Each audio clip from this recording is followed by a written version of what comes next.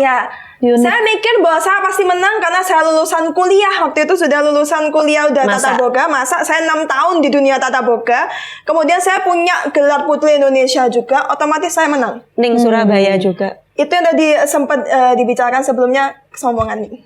kesombongan. Saya ngerasa bahwa saya pasti bisa. Pasti harus juara 1.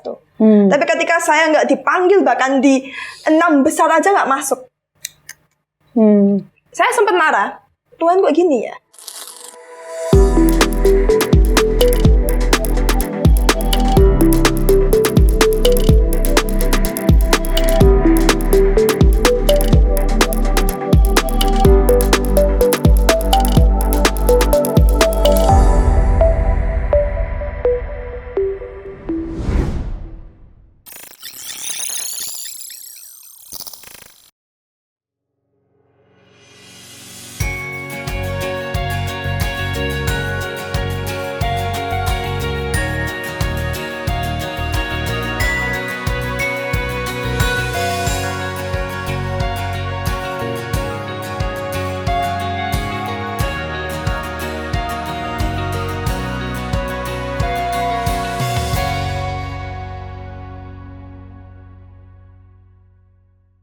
Jadi ada satu, kalau mau dibilang challenge, ini challenge. Waktu itu Sila datang ke saya dan tiba-tiba saja ada sesuatu kejadian yang membuat dia ini harus terpilih berangkat mewakili Indonesia di India. Untuk putri-putrian juga. Iya, harusnya bukan dia yang maju, harusnya orang lain. Tapi orang lain ini gelarnya di anulir ya. Oh, anulir. Jadi akhirnya Sila yang harus menggantikan. Nah, kenapa kok Sila yang harus berangkat? Waktu itu dia akhirnya pada saat yang bertepatan itu kita mau liburan ke Singapura. Nah, Sila pilih tetap bersama dengan keluarga. Jadi sama dia nggak jadi kan? Dia pikir ya udah mah aku lepaskan, aku mikir aku lebih penting keluarga. Enggak, ternyata di India kejadiannya waktu itu kalau nggak salah musimnya atau apa gitu, pokoknya ditunda.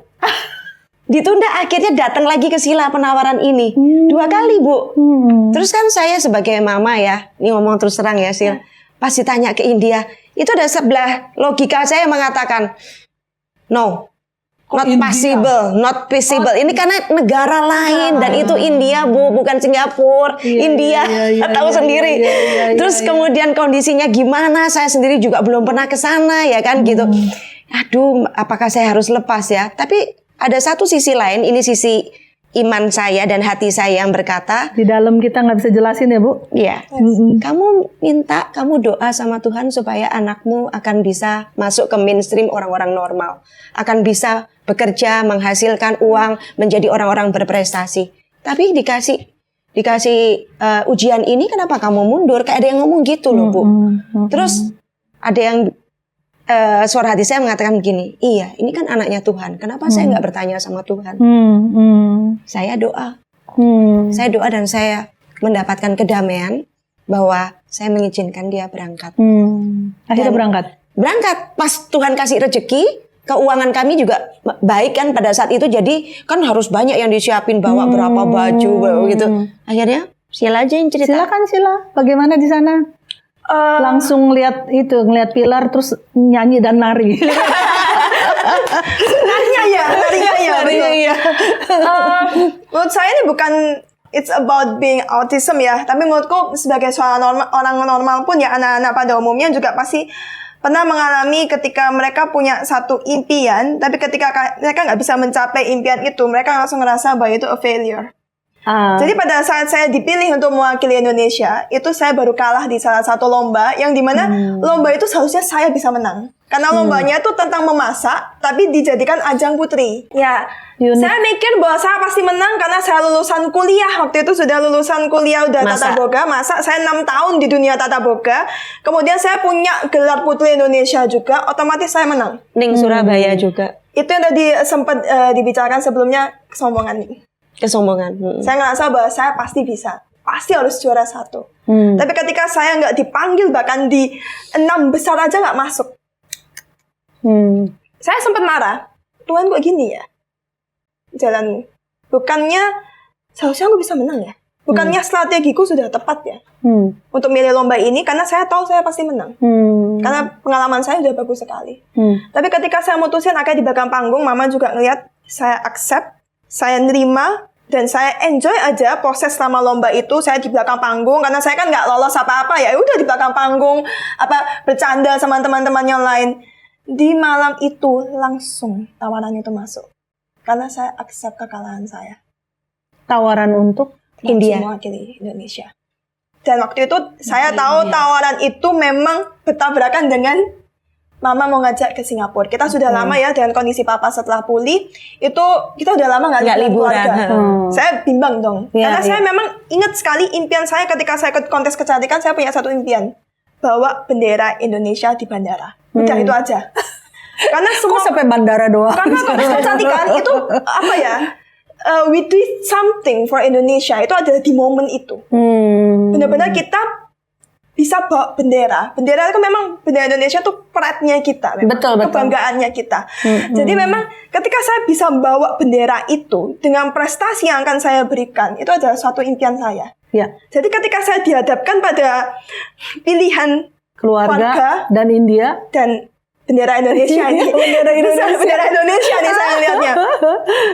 Dan saya doa sama Tuhan, saya milih, saya berdiri di sini, saya bisa sampai di impian ini juga karena keluarga saya. Kalau memang Tuhan tempatkan aku di tempat yang lebih baik, ketika saya milih keluarga, biarkan itu terjadi. Karena apa? Rezeki nggak akan terlewat. Betul. Itu yang saya pikir. Jadi saya milih, yaudah mah, ayo berangkat Singapura. Waktu Desember ya. Dan kebetulan akhirnya mundur lombanya. Lombanya mundur di bulan Januari. Saya lama banget di India, dilepas sama Mama ya istilahnya. 3 minggu. Nggak ikut ya, Bu? 3 minggu. Dengan segala pengalamannya, bla bla bla. Saya juga nggak expect apapun karena persiapan saya juga cukup singkat. Karena saya kan dipilih di handpick secara langsung dengan persiapan cuma 3 minggu. Biasanya kalau persiapan kontes kecantikan tuh berbulan-bulan. Saya cuma punya 3 minggu, saya nggak tahu apa yang harus saya persiapkan. Cuma entah kenapa saya feeling you need to improve your public speaking in English. Karena memang belum terbiasa juga. Akhirnya saya improve, saya berangkat ke kota lain, bla bla bla. Dan akhirnya ketika di India, people udah merasa bahwa ini aku nggak mungkin bawa pulang apa-apa. Karena saya juga nggak tinggi, maksudnya juga persiapannya kurang dibandingin negara Venezuela, Filipina, Meksiko yang pastinya keren-keren pastinya ya. Memang ketika saya ngeliat mereka langsung memang udah menciut memang otomatis gitu. Tapi ketika saya let it flow, dan memang kayak udah saya pasahin ini semua ke Tuhan, Tuhan yang ngasih. Selama ini saya tuh semua tuh berkat, bukan karena saya. Semua tuh berkat, saya berada di sini itu juga berkatnya Tuhan. Jadi kalau memang nanti akan aku mendapatkan sesuatu, itu berarti berkatnya Tuhan, bukan kuasanya saya. Dan waktu itu saya membawa penghargaan yang pada saat itu belum pernah dibawa pulang sama perwakilan Indonesia. Best in Personal Interview. Best in Personal Interview. Jadi pada saat sebelum final itu pasti kita ada final interview untuk melihat apakah peserta ini layak untuk masuk di babak selanjutnya. Dengan para juri. Dengan para juri yang otomatis from India, bahkan dari negara-negara lain. Yap. English speaking lah. English speaking full. Nggak bisa Indonesia sama sekali. English speaking full. Dan waktu itu saya dapat. And amazing. Then saya tanya sama Tuhan, tapi saya nggak masuk 10 besar apa nggak masuk? Itu yang sempat orang heran, kenapa anak ini interviewnya bagus, tapi kok nggak masuk babak selanjutnya? Dan waktu itu saya juga heran, Tuhan kok tanggung banget sih ngasihnya. Cuma penghargaan ini aja. Tapi ketika saya pulang kembali ke Indonesia, dan Mama mulai menulis buku ini, dan saya mulai ngerasa bahwa, iya, melalui Tuhan aku dipakai untuk berbicara. Karena this title itu mungkin ordinary for some people, tapi buat anak-anak yang terlahir dengan keistimewaan seperti saya, untuk orang tua yang mungkin merasa bahwa this is the end, anak saya nggak bisa lebih. This title ini untuk kalian yang udah nggak percaya. Karena ini loh, kelemahan ini ternyata justru prestasinya justru di situ. Saya ngelihatnya seperti itu. Gelar ini Best in Personal Interview ini adalah dari seorang anak yang bahkan nggak bisa ngomong. Yes. Tapi Tuhan jadikan itu ada. Karena nggak pernah ada title itu sebelumnya. tidak pernah diraih oleh perwakilan Indonesia lebih tepatnya. Setelah itu ada memang. Setelah itu ada. Setelah itu ada. Jadi tetap dapat best title di situ, tapi hanya round 1. Hanya round 1. Ya, Okay. seems unfair. Tapi buat ketika saya pulang, saya ngerasa itu sudah paling fair. Karena saya tahu Tuhan ingin bekerja melalui saya tuh seperti apa. Ya biarlah Tuhan berkehendak seperti itu. Betul, betul. Dan I think ketika saya merasa ketemu sama banyak orang tua dengan anak-anak berkebutuhan khusus dan akhirnya melihat aku dengan posisi aku yang sekarang, itu yang mereka merasa bahwa kok bisa? Harusnya kan kamu speech delay, harusnya kamu That's rata, right, harusnya that's kamu right. ini, harusnya kamu ini, harusnya kamu ini. That's Kok right. bisa? Kamu udah autis kok. Salah mamamu itu. Hmm. Semua orang kebanyakan bilang kamu tuh salah, kamu tuh udah autis. Pasti bilangnya kayak gitu. Ya, saya cuma diam. Karena saya tidak bisa membenarkan dan bisa menyalahkan. Karena yang tahu perjuangan itu adalah mama. Tapi bagi orang yang sama-sama penderita autis, yang orang tuanya juga punya anak-anak autism, menyadari nggak kalau Cila memang ada?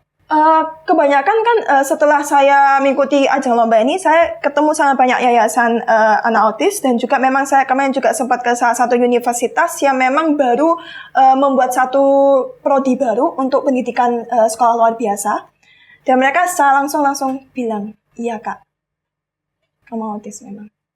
Yang tadi Ibu Grace bilang tatapan matanya atau apa. Salah satunya ya? Salah satunya. Itu yang paling nggak bisa dibohongi sih sebenarnya.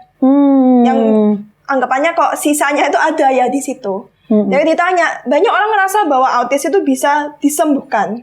Tapi kan kalau Kak Kresno bilangnya beda ya. It's not curable but it's treatable. Treatable. Kalau ditanya autisnya masih ada nggak? Masih lebih nyaman bicara sama diri sendiri nggak? Sangat nyaman. Saya lebih milih kok saya itu ngomong sendiri aja. Saya tuh suka nyetir motor ya. Kemana-mana saya suka nyetir motor. Saya bicara sendiri. Marah-marah sendiri seperti itu. Karena kan juga anak autis kan juga kadang emosinya juga yang meluapnya juga sesuatu ya. Agak barbar kan istilahnya. Tapi kenapa saya depannya orang lain saya berhasil nggak menunjukkan emosi itu? Jadi di situ Cila bolehkah dikatakan bahwa kamu memiliki oleh karena terapi dan oleh karena kepercayaan diri dan setiap penanaman nilai-nilai dari mama dan pengalaman hidup membuat kamu bisa mengontrol hal-hal tersebut terjadinya tidak di luar.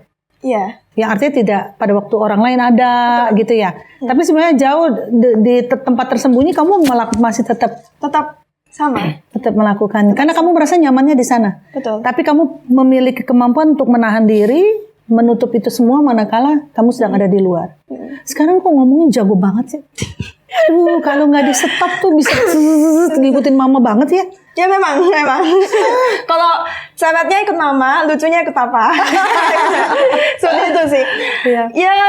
Ya memang apa ya, sebagai seorang orang tua, kita dididik seperti apa, kita didoakan seperti apa, itulah kita menjadi seperti itu. Dan mama saya yang kebiasaan bawa saya ke atas panggung, sehingga akhirnya pekerjaan saya mayoritas juga di atas panggung. Berbicara, jadi narasumber. Jadi trainer public speaking juga, bahkan untuk salah satu bank. Jadi saya trainer untuk ketika salah satu bank ingin lomba di tingkat nasional. Setiap tahun saya trainer untuk public speaking. Luar biasa, bisa begitu. Wow, amazing banget. Oke, sahabat Crosstalk ngobrolnya nggak bisa habis-habis ini kita nih kalau begini. Seru banget, tapi dari apa yang kita pelajari bahwa tidak ada yang mustahil ya. Betul. Ya, karena Tuhan sebenarnya sejak dalam kandungan Tuhan berkata bahwa Dia yang telah merajut kita sebetulnya ya. Nah, bagaimana hal-hal besar yang ada dalam diri kita itu bisa keluar? Sebetulnya diperlukan kerjasama ya. Dari kita, dari orang sekeliling kita. Bersyukur Sila lahir dari seorang ibu seperti Bu Iin yang tidak pernah menyerah. Punya anak seperti Cila ya. Tidak semua loh mama seperti itu, ya kan? Jadi tiada yang mustahil bahwa dengan kerjasama yang pasti pertama Tuhan, ya, kemudian dari orang sekeliling kita menolong Cila dan kemauan Cila untuk bisa menjadi orang yang normal dan mandiri itu besar juga. Ya, melawan apa yang tidak nyaman, kayak ngomong depan orang nggak nyaman. Untung masih mau, kalau nggak hari ini nggak ada. Tadi nggak di sini. Ya, dan itu sungguh-sungguh apa ya, sangat amazing. Jadi kalau kita merasa diri kita nggak punya apa-apa yang bisa kita buat jadi bagus gitu ya, teman-teman. Kadang-kadang anak muda terutama ya, dikit-dikit merasa saya produk keluarga nggak bahagia. Kayak apa sih lah coba kalau kamu berpendapat seperti itu? Ya mama papa berantem melulu, ya kan? Mama dihajar, tidak ada gambaran seorang ayah yang betul-betul bisa jadi panutan. Maaf kepada Pak Ludwig karena waktu itu dulu, sekarang udah enggak ya. Sekarang betapa bahagia mereka seperti awal lagi ya. Dan bagaimana kalau bisa Sheila berpikir seperti itu? Nggak ada gambaran seorang ayah yang bisa jadi panutan. Ibu yang dihajar terus gitu ya. Hidup saya nggak bahagia. Ngapain saya berjuang? Gitu kan? Bagaimana kalau Sheila seperti itu? Pasti beda. Ya kan? Dan Sheila adalah sebuah produk menurut saya yang menunjukkan kemurahan dan kasih karunia Tuhan, sahabat Krosto. Kalau orang yang dianggap tidak mampu dan tidak mungkin secara manusia bisa mengalami prestasi seperti ini, yang bukan tanpa pergumulan, bisa menonjol dalam bidang seperti ini, itu sungguh luar biasa. Maka sahabat Krosto yang mengalami merasa, saya nggak mampu, saya gini, saya gitu, saya lahir dari keluarga broken home. Jangan takut, jangan mengasihani diri. Belajar dari Sheila, ya. Belajar dari Sheila untuk bangkit kembali, untuk berkata bahwa tiada yang mustahil bagi orang spesial seperti kalian semuanya. Dan bagi orang tuanya anak-anak spesial ini, katakan pada dirimu, tiada yang mustahil juga. Bahwa dengan keberadaan aku yang terpilih sebagai seorang ibu bagi anak yang istimewa ini, aku akan membawa dan menolong dia dalam kekuatan Tuhan untuk bisa mengeluarkan spesialnya itu kepada dunia. Baik, mungkin ada sedikit kata-kata penutup dari Mama dan Sheila ya, pendek-pendek saja. Mungkin ini sedikit terbuka saja. Sebetulnya perjuangan Sheila masih terus berjalan, life still go on, masih koma. Jadi justru karena setelah saya habis membuat buku ini, ternyata Tuhan memberikan another challenge. Jadi Sheila memang terdiagnosa juga dia harus menderita AVM, vena malformation, ya, varises di kepala, dan juga menyebabkan dia tuh gampang kejang. Dia tidak bisa. Usia berapa itu, Sheila? Barusan 21. I see, oke. Jadi dioperasi. Barusan karena letaknya dekat sekali dengan motorik, tidak mungkin dioperasi, tidak mungkin diapa-apakan karena berisiko akan lumpuh total selamanya. Jadi dia harus hidup, tidak boleh stres, tidak boleh marah, tidak boleh terlalu happy, tidak boleh kena sorot lampu seperti ini, tidak boleh tidak boleh berdiri terlalu lama, tidak boleh naik motor, tidak boleh naik mobil, tidak boleh apa, tidak boleh semuanya, tidak boleh serba nggak boleh. Karena dokter katakan bahwa akibatnya begini sangat mengkhawatirkan.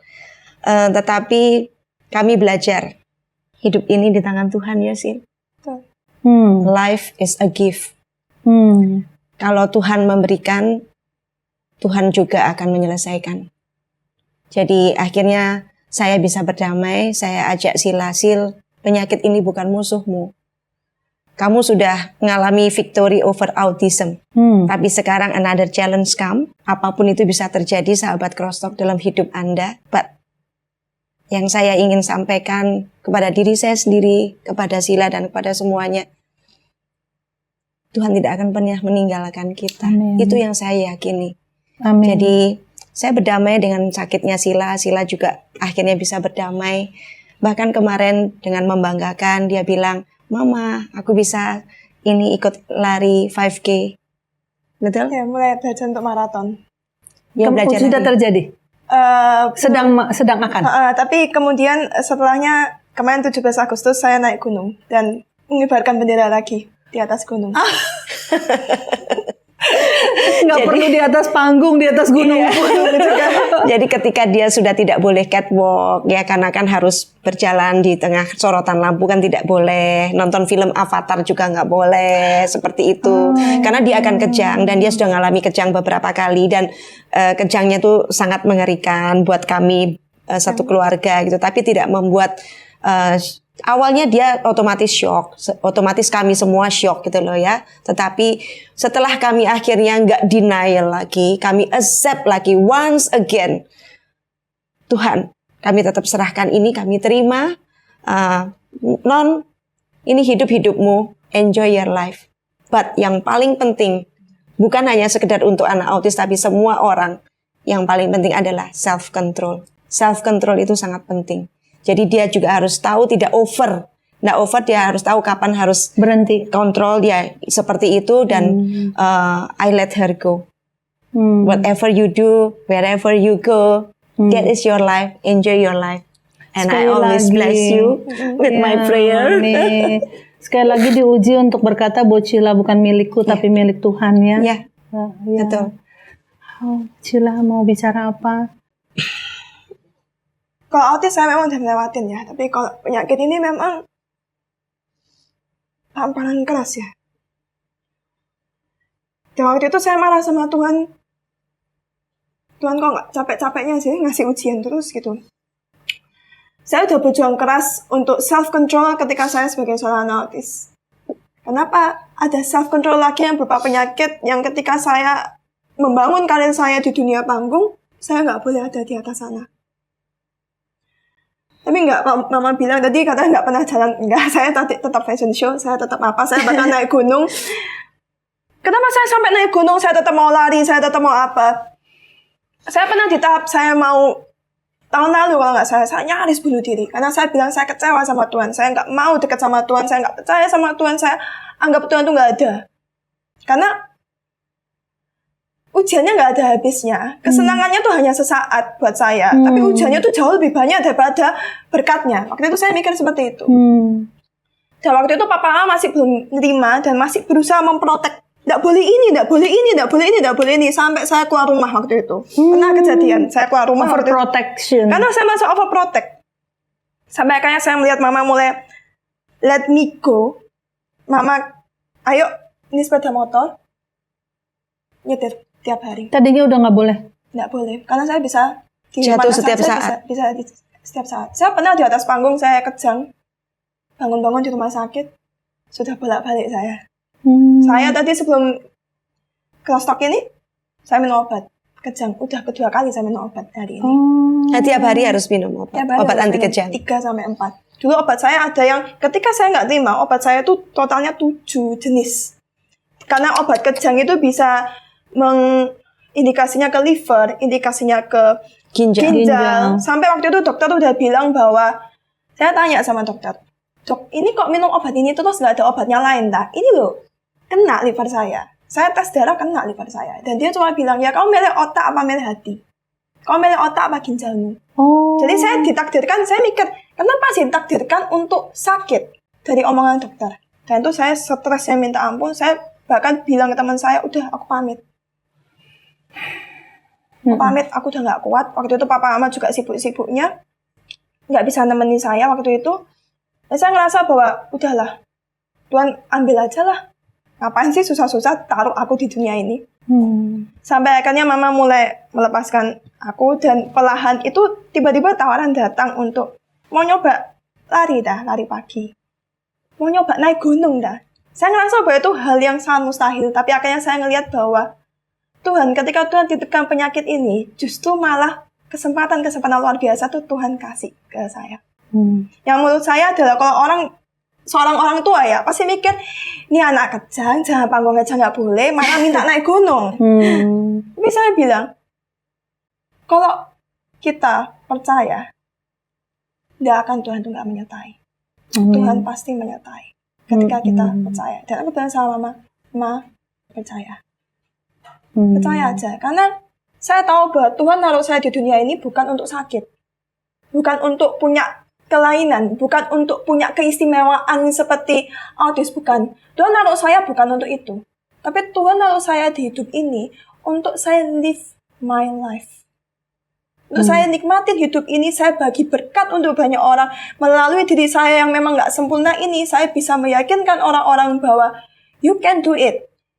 Ketika merasa bahwa kamu gak percaya bahwa tempat ini gak bisa untuk kamu tuh bisa. Because I already prove it. Saya melihat berkat Tuhan itu hadir ke saya. Nggak mungkin Tuhan itu nggak hadir. Nggak mungkin Tuhan itu nggak hadir. Tapi Tuhan itu akan hadir ketika kita percaya. Karena Tuhan, saya tahu, saya paling hafal di Matius kalau nggak salah ya, yang menitipkan 10 talenta, 5 talenta. 1, 2 dan 5. Ya, 1, 2 dan 5 yang akhirnya berkembang menjadi 10, 5 dan yang satunya tidak. Ya, ditanam. Soalnya ditanam aja. Saya selalu ingat ayat itu karena saya percaya bukan hanya sekedar talenta, tapi Tuhan tuh sebenarnya sudah ngasih berkatnya.